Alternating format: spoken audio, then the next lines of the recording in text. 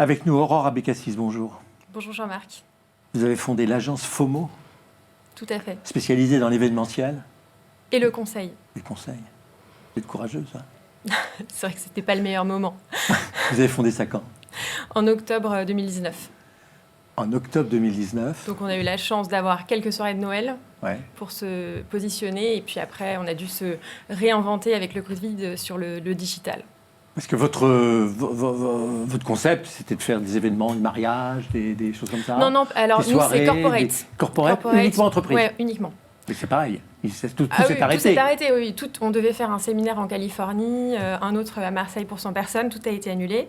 Et donc, du coup, on s'est dit, on va saisir l'opportunité et on va se positionner sur le digital. Financièrement, comment on fait pour payer son loyer? On se débrouille?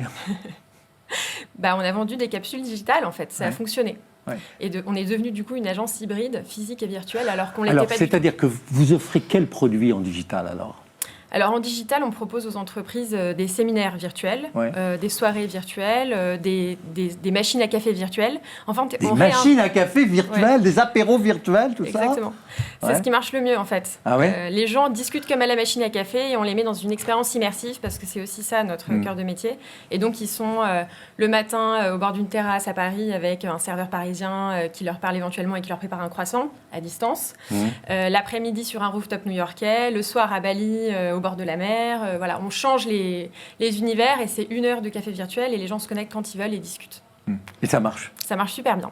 Ça coûte combien? Alors, on fait des petits packages. Parce que faut bien payer. Hein, faut bien... Exactement, mais en fait, il y a une vraie volonté de payer.